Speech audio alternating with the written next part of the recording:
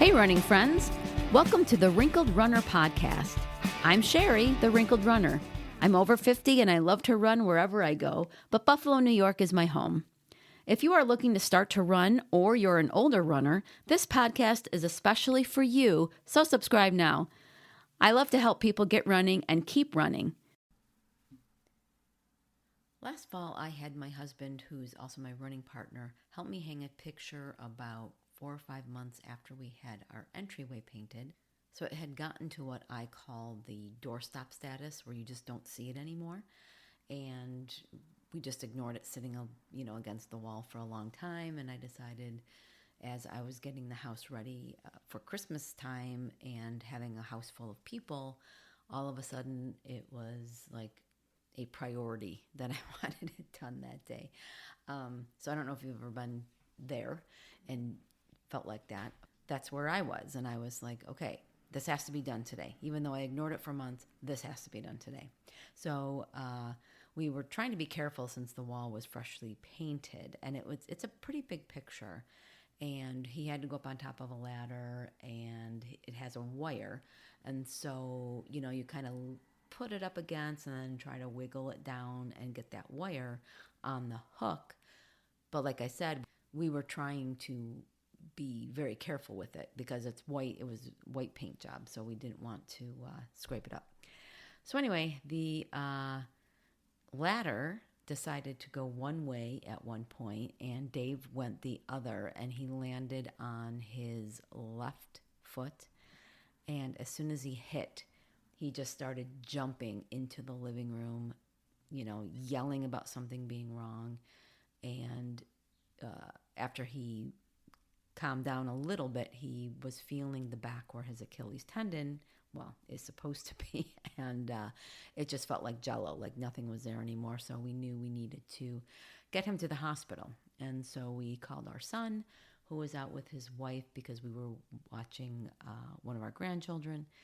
And they had to unfortunately come home pretty quickly after they left. And there's no way I would have been able to get him into the hospital by myself. So my son had to come help us get him to the hospital. So when it happened, he was very shaky, very nauseous, and we knew it was going to be a bad thing.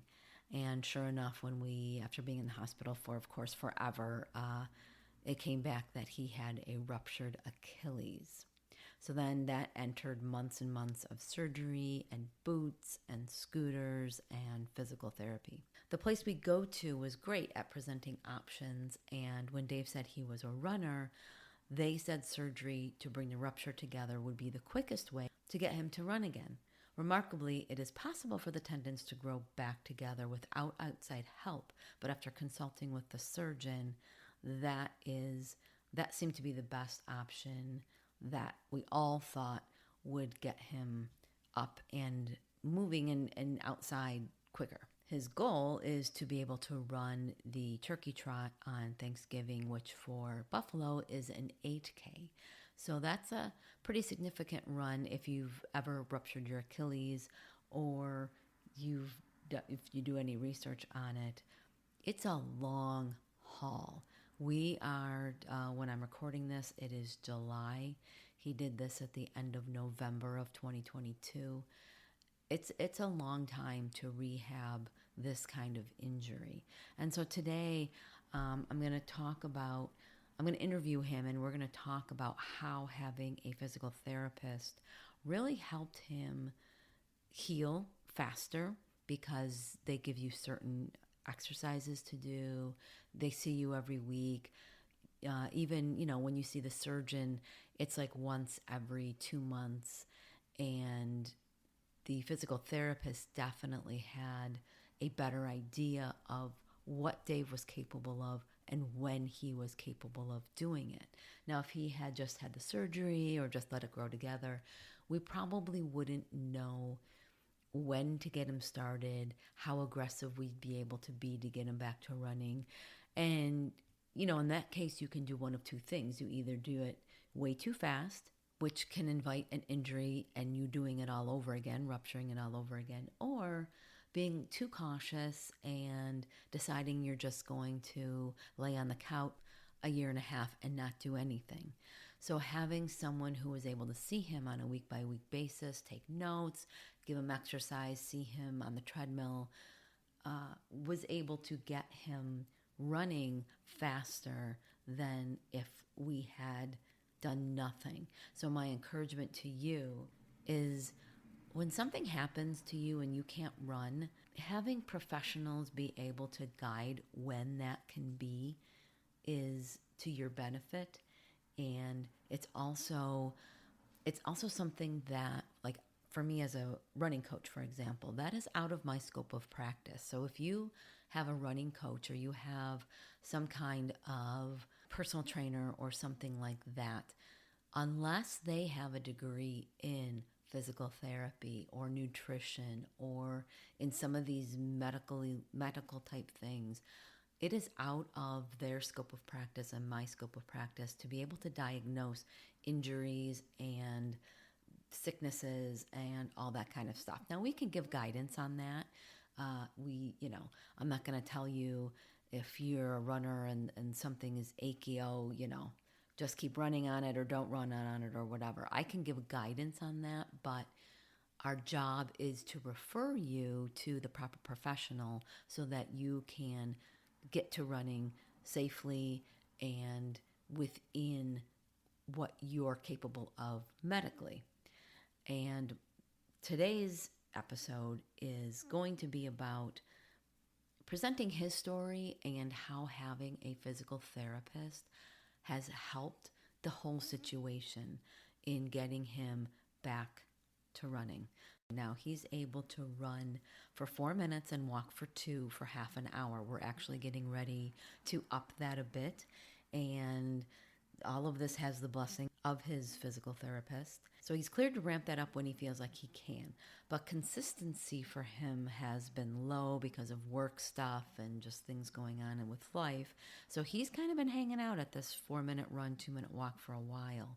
So upping him, we're ready to do that now because he's been able to be consistent for a few weeks. And he took physical therapy very seriously. And so we're going to talk about that and try to encourage you to get back to running with the help of professionals when it's needed. But first, a word from our sponsor. Achieving your body's peak muscle response is crucial for maximum athletic performance. I am so glad that I found the Amino Company. They offer a 100% science-backed essential amino acid formula called Perform that helps build your endurance and prepares you for harder workouts. Perform has been scientifically proven to improve muscle performance, reduce fatigue and recovery times, and increase the benefits from those workouts. You can check out their science by visiting aminoco.com/WR30. Perform has been my go-to pre-run fuel source for a couple of months. Because I usually run or work out early in the morning, putting together and then eating a full meal is not something that is convenient. I can keep my pre-made pink lemonade Perform in a water bottle next to my bed and drink it as soon as I wake up, so that the benefits of having a pre-run snack kick in as I get ready to go out the door. I'm very careful about the kinds of things that I put in my body, and I'm also careful about accepting the offers from companies that have wanted to partner with me over the years. I'm happy that I found a product that I use and like and can introduce to all of you. In Amino Company's clinical trials, muscle protein synthesis from exercise more than doubled by using Perform. Perform was created by Dr. Robert Wolfe. As a former Harvard professor and competitive athlete, he has completed 62 marathons in under 2 hours and 30 minutes and is still fueling his body with Perform at age 75. If you're looking for a nutritional advantage when it comes to boosting your peak athletic performance, I recommend you give Perform a try. It's scientifically 3 times more effective on a gram-for-gram basis than any protein source. And right now, when you visit aminoco.com/WR30 and use the discount code WR30 at checkout, you can get 30% off and get a free gift with each new purchase.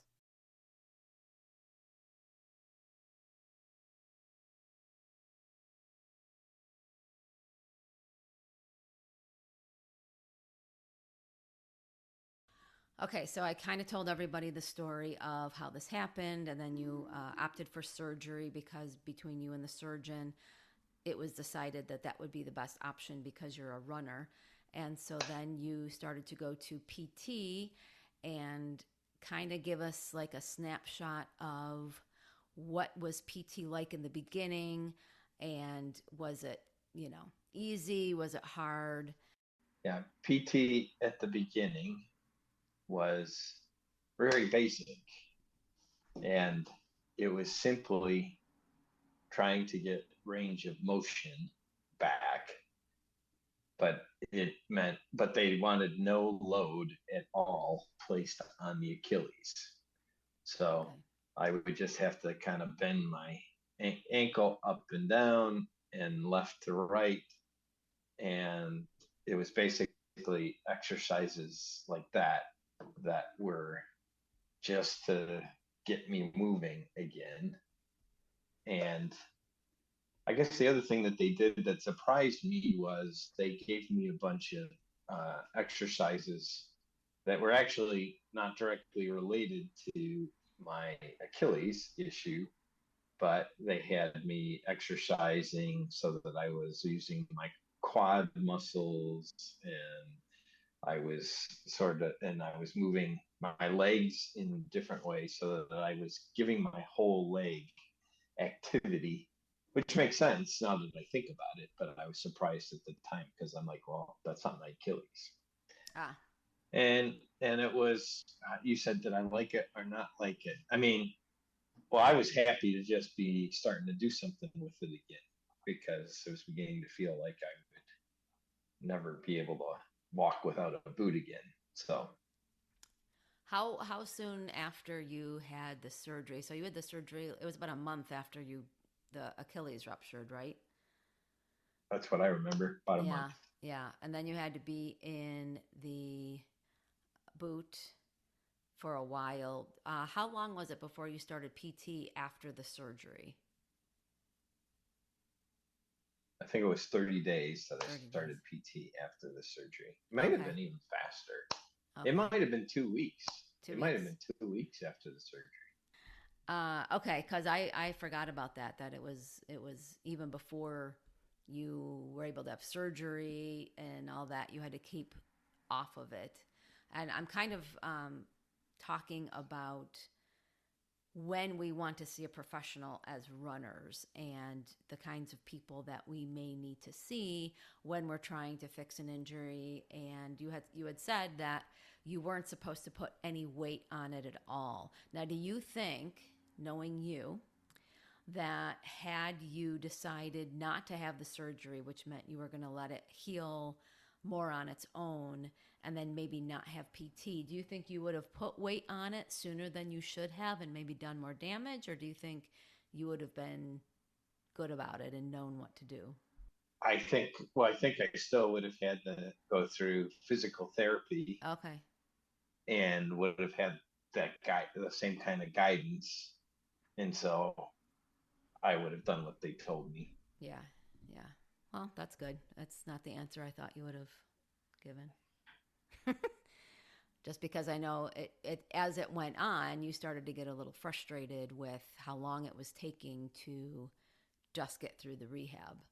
And I think a lot of times as runners or people who are physically active, it can be very frustrating when we have a an injury like you had, that, it takes such a long time to get back to where we wanted to be.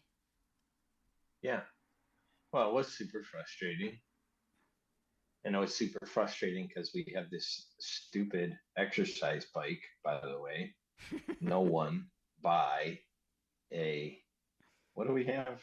We have a Nordic Track Yeah, SSI. don't buy the Nordic Track. It's garbage. Is that your official review? Yes. If you want to know more, send an email. Send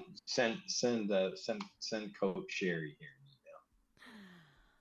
an Oh yeah, we've had problems with it, but yes, that would have been a nice thing to have been working when to get your cardio, to get some cardio in, to not stress out your leg. which I guess is another thing. because that was also a surprising thing. I'm pretty sure right from the beginning, if I'm remembering right, they put me on an exercise bike Mm-hmm. and let me. I had to have the boot on, but with the boot on, they let me use the exercise bike. Yeah, yeah, yeah, and that too. If you find when you, which did surprise you, so going to PT, going to somebody who could help you get through this, you were able to learn some things that you were able to do instead of running that maybe you wouldn't have done if you hadn't seen anybody. Yeah, definitely. Yeah. I mean, another thing I would say that had an impact on me is that my physical therapist was a runner. And so she knew what I was feeling. Mm-hmm. She knew how stressed out and how much I would want to get back to activity. And she laid out a pretty good, you know, schedule timeline that it was likely going to take before I could get the various steps. And it pretty much turned out to be true. So Mm-hmm. uh, I didn't like it, but at least having a roadmap and being able to make progress like every time, uh, she put something new into the mix, and I felt like I was making progress. That made a huge difference. Yeah, yeah. I think that's one of the good things. I mean, I know her because I use her for PT too, and she I think that's one of the things that as runners we need to tell people, which is something I tell everybody all the time, is when you have some kind of injury that doesn't have to do with running or that's going to affect your running or you're sick or whatever, telling the doctors, telling the physical therapists, telling whoever it is you're seeing, it helps them a lot to know that you're a runner. And even the PT and the surgeon that we went to, um, they know runners. They deal with a lot of sports figures, and we kind of sought them out because of that. And that's something that people can do as well, is do your research into where you're going and find out if there are people in your area that you can discuss your running with and discuss your medical options and things with, so that you can get a blueprint like you did to know, okay, I should be able to run the turkey trot in November, and that's kind of my goal, and they can work with you with that. Someone who isn't Yeah, a runner, they might not know. yeah, I think that's definitely true. I think the choice is about and the advocacy about surgery or even the exercises that we did as part of physical therapy, I think were different a bit than someone who wasn't a runner would have done, and probably someone who maybe didn't understand runners and runner issues would have done. Mm-hmm. And so, as the therapy progressed, obviously I had a lot of atrophy in many muscles because I wasn't running, right? Mm-hmm. And so she would give me exercises to strengthen muscle groups related to running that had nothing to do with my Achilles. And she probably would have done some of that because, they walk normal or whatever. But she was really paying attention to my running form and my walking form and how it affected my running and what muscle groups needed either stretching, which I needed a lot of stretching, Mm. or strengthening. You know, Yeah, so yeah, I would highly recommend what you just said, yeah, which is find out if your caregivers are runners, yeah. and I think it makes a huge difference. Yeah, yeah. I think even some of the exercises that she gave you, like that ladder exercise, actually, when you were able to start to run a little bit, we could incorporate that, and it was a very easy slip into your warm up before a run. And I think really helped you get that area warmed up, because I think it was still cold, wasn't it, when we were able to start running? cold is a relative term. So Well, if you live in most of the U.S., you would say yes, it was very cold. yeah, yeah. And when you have an injury like that, getting that area warmed up before you go out and start pounding the pavement right away is important, Mm. to keep that inflammation down and to get it ready to go. So you got through PT, you ended in May, and now you're starting. I believe tomorrow morning you're starting to level up, right? From the running. And she, at the end of your PT, she was giving you, how many minutes you could run, how many you needed to walk. Like, she actually wrote out your program for you for probably the first month that you got back to running, right? Definitely. Yeah. Yes.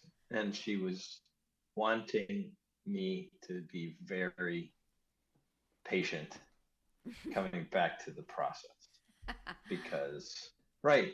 I mean, and I wanted to go fast, but if I would have ruptured it again or re injured it and had to go back a couple of months or maybe even to the beginning of the process, I mean, that would have been devastating Yeah. compared to, you know, continual progress, albeit very slow. Yeah. So Yeah. Yeah, and I think she was able to, like you said before, give you a timeline that maybe you didn't like, but at least at least you knew what it was going to be about. And then even after she released you from PT, she still gave you, a bit of guidance, and then, allowed you to say, okay, when this is easy, then I can move up to the next level. And that's kind of what we're doing now, is getting you consistent enough that we're able to add on minutes, which is hopefully what we're going to be able to do tomorrow morning, is start running 5 minutes instead of 4. I hope.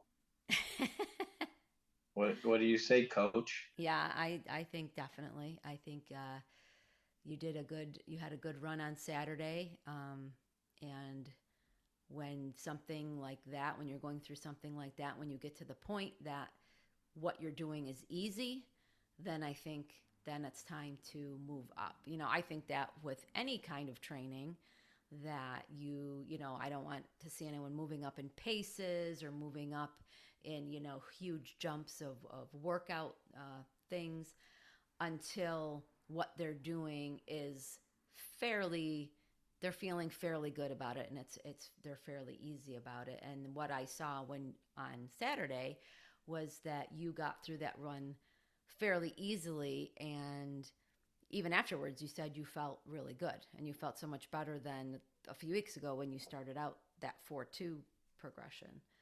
So yeah, what are some of the things that you feel when your injury is kind of bothering you, that you kind of back off or you kind of look out for, versus when you've had a good run like you did on Saturday? I mean, the thing I watch out for, I worry about related to my injury site is sometimes I feel a burning sensation Mm, building in mm, in really in my heel area, which is where the Achilles attaches to the bone of your foot. And then I start to worry about I'm overdoing it. mm-hmm.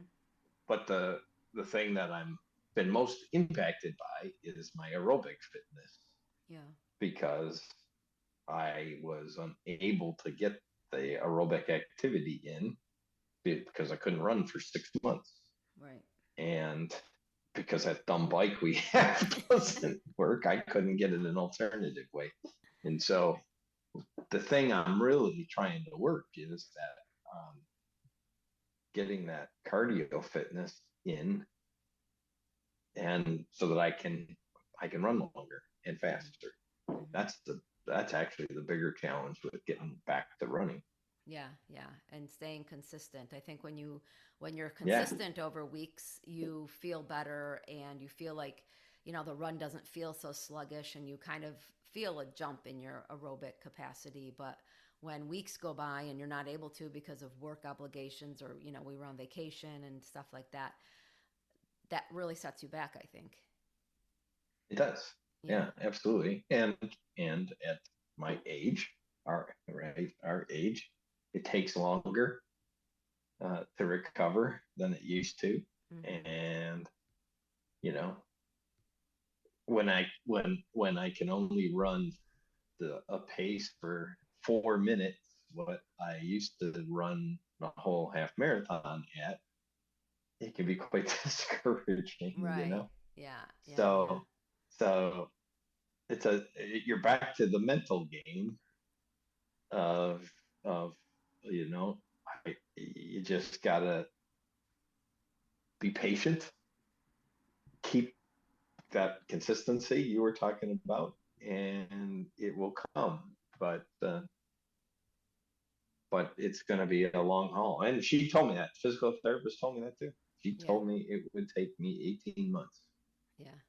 And the reality is I'm 7 or 8 months in, so I got a long way to go Mm-hmm. before I can really expect to be where I was. Right, right. Yeah, yeah. And I think the consistency going forward is what's going to get you to be able to say at 18 months that you're where you were, rather than, quitting or, getting so discouraged that you don't move forward, which for a lot of people, sometimes that's the case. And I think having that patience and seeing the small progresses that you've made is very important for your mental state and getting you back to running again. Absolutely. Yeah, Yeah. yeah. Also, doctor's clearance and clearance from the PT or whatever.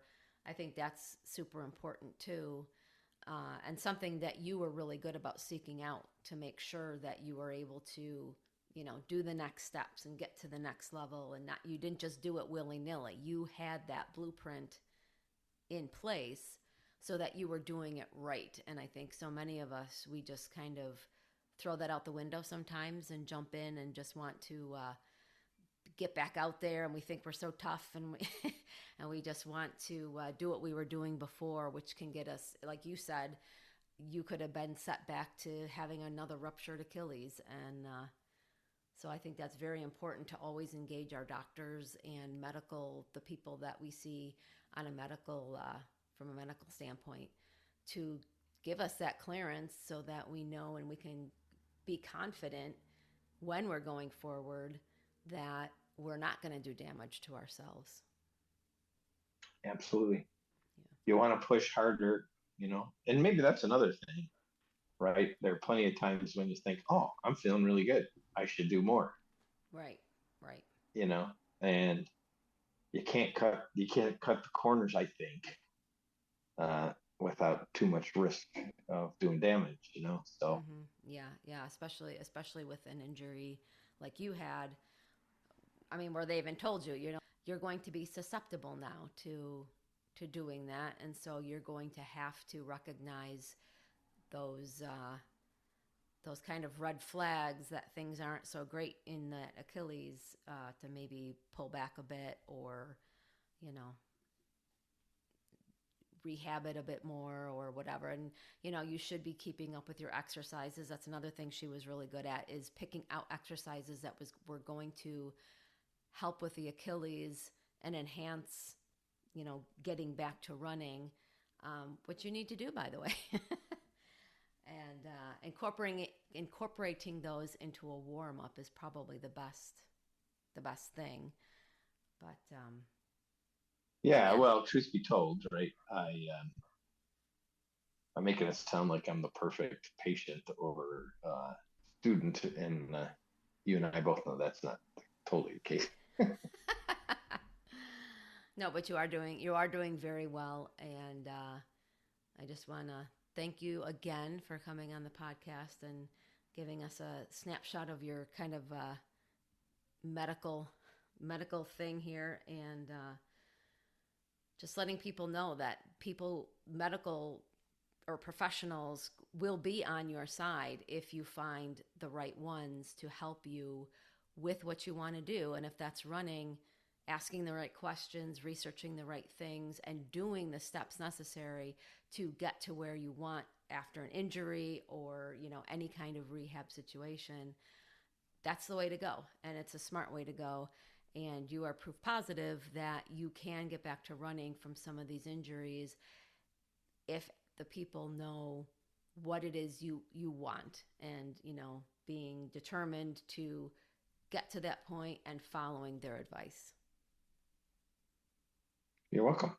It was a pleasure to chat with you. It was a pleasure to chat with you too, honey. I hope you enjoyed today's episode. If you know another runner who could benefit from today's topic, go ahead and share it. Do you have any running questions? You can ask me. Email me at sherry@wrinkledrunner.com, and if I can't answer your question, I will do the research to find the answer and share it with you. The questions I get from listeners like you help me develop episodes, so please don't be shy. You can sign up for my once-a-month newsletter using the link provided so that you can have all the Wrinkled Runner resources from the past month all in one place. I also have opened up my virtual coaching in addition to coaching one-on-one with those in the Buffalo, New York area. So head to my coaching page on the Wrinkled Runner website, which I will, of course, link to, and check out how we may be able to work together. Until next Monday, thanks for listening, and I'll see you on the run.